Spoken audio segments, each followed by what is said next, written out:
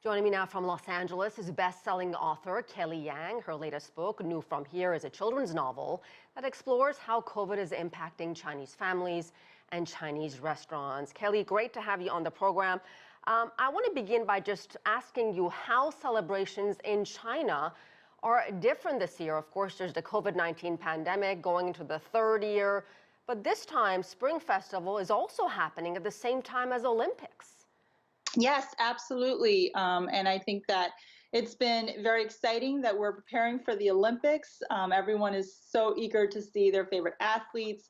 At the same time, there are definitely a large number of Olympic volunteers, and we have to be so grateful and thinking about their sacrifices and the fact that they have chosen to be volunteers for this very important event, which might mean not being able to, travel home to see their families. And what about travel? Normally this time of year, before Spring Festival and a few weeks after, you see basically huge numbers of Chinese traveling to see their families. Is that happening this year? I think definitely not as much. I mean, it's definitely a global trend that people are not traveling as much. That's just a fact of life with COVID. And I think that it's something that, thanks to technology, we're able to still celebrate and be together and give our appreciation towards our family. My family last year was completely separated, and that's something I talk about in my book, New From Here, because my husband was stuck in Hong Kong and I was here in the US. And so we were all separated. But this year we're luckily able to be together and make dumplings and long life noodles and have all of the traditional celebrations of Chinese New Year. Oh, I'm so glad to hear that. What about on the downside? I know this has been a difficult year, the difficult couple of years for the Chinese in this country, for Chinese Americans. We've seen ugly, hateful, violent attacks against them. So has that changed anything for you this year as you celebrate?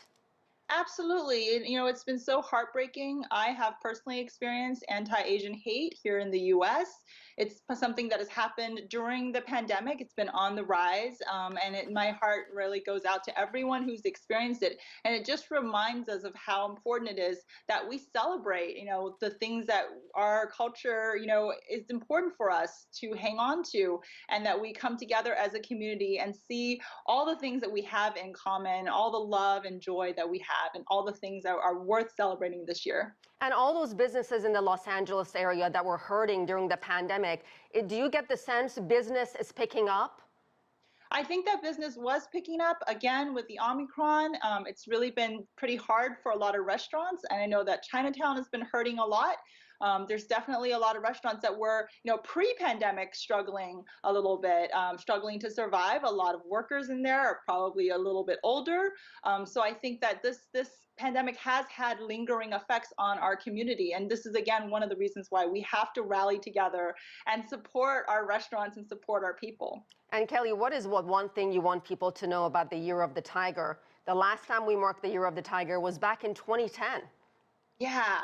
The Year of the Tiger to me just means courage. It means being brave.